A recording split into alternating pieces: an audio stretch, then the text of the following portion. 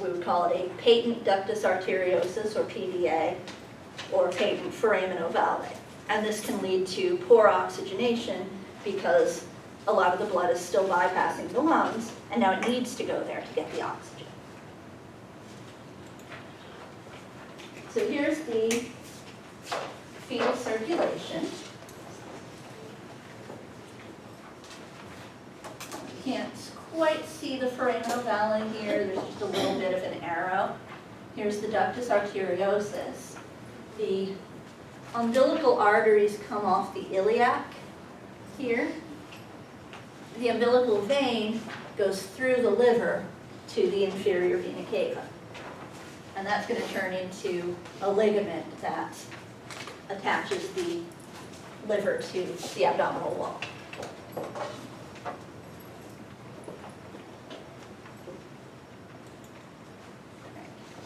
There's one area that I want to take a specific look at its development, and that's the genitals. They start off as a set of structures that are in between the typical male and female forms, and they develop towards one of the two different forms based on testosterone levels.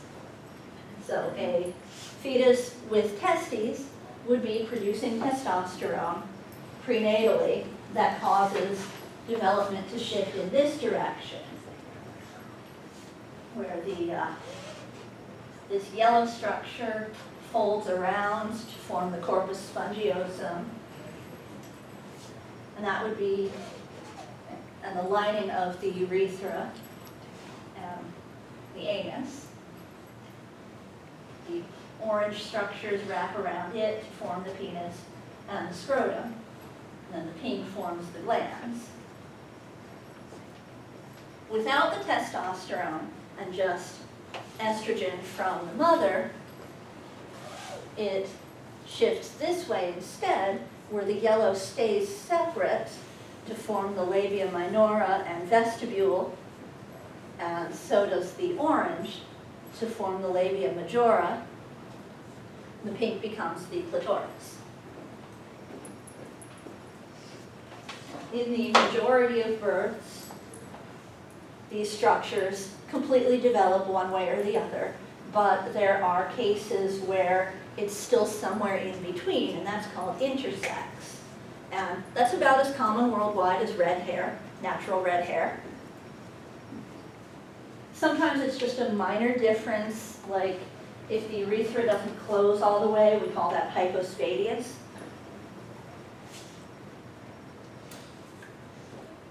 Sometimes it's more ambiguous, and in a lot of cases, the parents would be encouraged to choose a sex and make surgical changes. But there's more of a movement recently to leave them the way they are and then see what they want to be as they get older, if they want to choose one or just stay the way they were born. Occasionally there are medical issues, like if mucous membranes are more open than they should be, they can be susceptible to infection.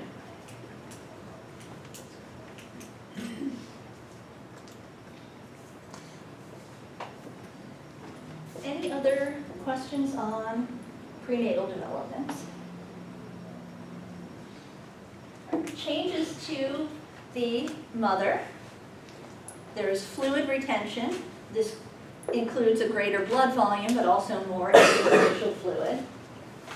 The myometrium is inhibited until it's time for birth.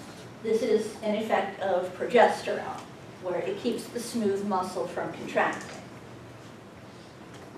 The pelvic joints become more loose, especially the pubic symphysis, and that will allow the pelvis to expand more during the birth stage, and development of the glandular tissue in the breasts. Birth itself is usually divided into 3 stages. The first is affecting mainly the cervix. It softens, which means it's not just literally getting softer, but also thinner. Instead of taking up that whole bottom third of the uterus, it thins out so there's just this small opening. And after it's completed the softening, it'll dilate. The typical size we look for is 10 centimeters. Softening especially, sometimes some of the dilation can occur up to 2 weeks before any other signs of labor. They used to call it false labor, now they call it Braxton Hicks contractions, and it's basically, you're not trying to get the baby out yet, but you're getting ready for it. Second stage is the birth of the fetus, and then the third is the placenta detaches from the uterine wall and moves through the birth canal.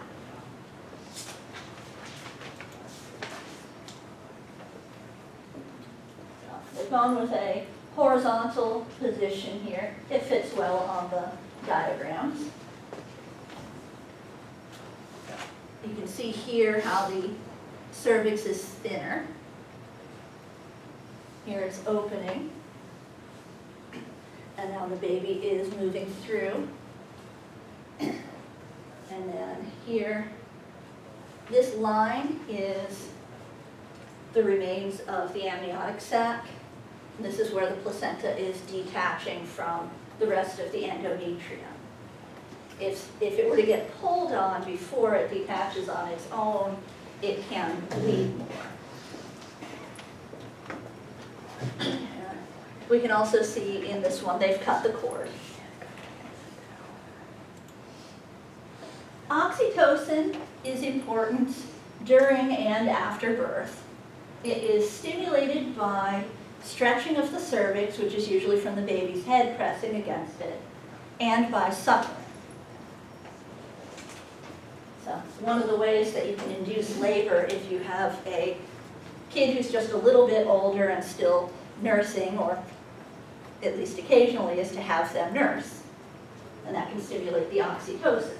That'll only work if the endometrium isn't still being inhibited by progesterone.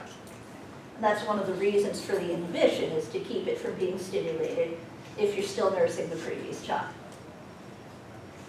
What oxytocin will do is tell the uterus to contract. This is for all stages of labor, both thinning, opening, and then pushing. It also helps the uterus to heal after birth. The contraction can help constrict blood vessels, to stop bleeding, and shrink the uterus down. Oxytocin also causes milk release, which is why it's stimulated by suckling. Milk production is stimulated by prolactin, and milk release is stimulated by oxytocin. Both of these are released in response to the suckling. Another positive feedback situation.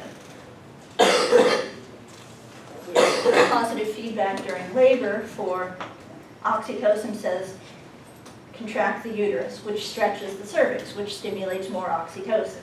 And that's also why labor gets more intense as it goes on, is the oxytocin levels gradually increase. And it also stimulates as the baby starts suckling. Okay, let's release the milk that we've got. And then the more milk is used, the more is produced. The early milk for the first couple of days, I think, is called colostrum. This is thinner and clearer than later milk. The differences are it has more protein, which includes antibodies, because here's the baby's first exposure to a non-sterile environment. Before this, it was inside the amniotic sac. It has less fat and carbohydrates. That's potentially one reason babies often lose weight early on. Another possible reason is that they just had some extra water weight, especially if you have IV fluids during labor. You may just be a little overhydrated, and that passes on to the fetus.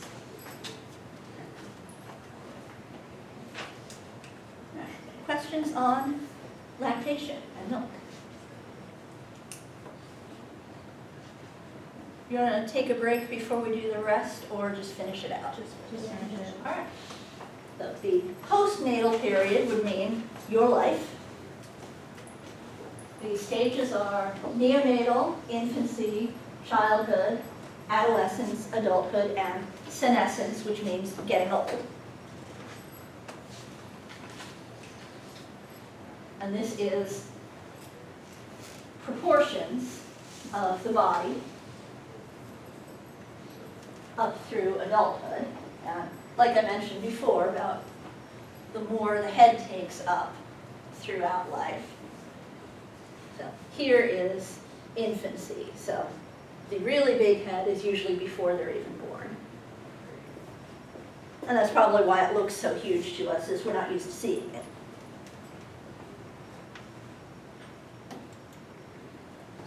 The neonatal period is the first 4 weeks. There are new things that need to happen here that never have before. Breathing, digesting food, although milk is produced in ways that make it very easy to digest. The baby still has to absorb those nutrients. And regulating body temperature.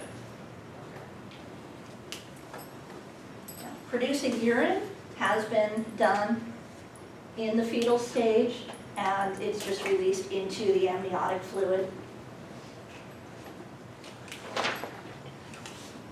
Infancy, the rest of the first year. Growth is a big change. Most of us will start to get primary teeth during that stage. There's a big range on when that starts. 4 months is the early end, I've often heard. Some people are almost a year old before they start getting teeth. I think my son was around 10 or 11 months, and he got the lower incisors first.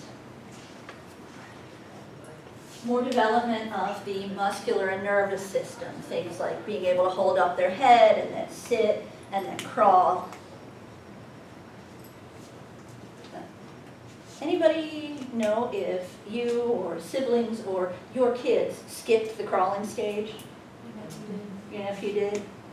Yeah, I did, You and did? my middle daughter did. Okay, yeah, so it's a thing that happens. My daughter, she just scooted, she didn't crawl, but. Yeah. Yeah, some of them go straight from like dragging themselves along to walking. They say that if you don't learn how to crawl, you can't skip right, and I've never Really? been able to skip right. Okay. So I don't know if she can. I've never asked her to skip, so. I'm pretty sure I crawled. I know that I couldn't skip right in kindergarten, but I figured it out later.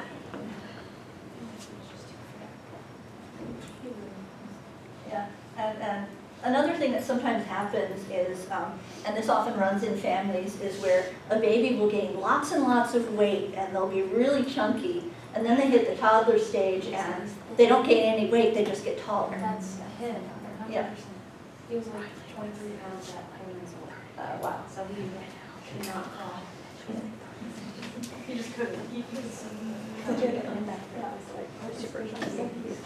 So childhood, here's where we stop putting numbers on it because it's much more variable. It goes from 1 year to whenever puberty starts. Lot more growth, muscle and nervous development, and this is when the primary teeth would fall out and be replaced by secondary. Although often not all of them are in yet. That's why we call the last set of molars wisdom teeth, is they often don't come in until late adolescence or even adulthood. Adolescence, more growth, developing these secondary sexual characteristics. Which ones you get are based on the balance of estrogen versus testosterone. Some more intellectual development and beginning to produce gametes. One of the things I've read psychology is that in adolescence we start thinking about what other people might be thinking. The first stage of that is to think they must be thinking about you, and that's why teenagers are so worried about everyone staring at their zits.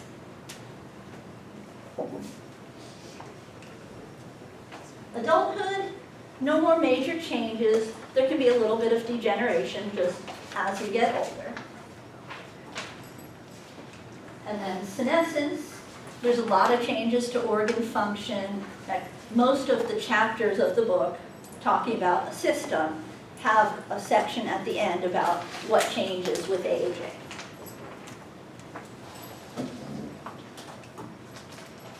We'll take a little bit of a look at aging itself.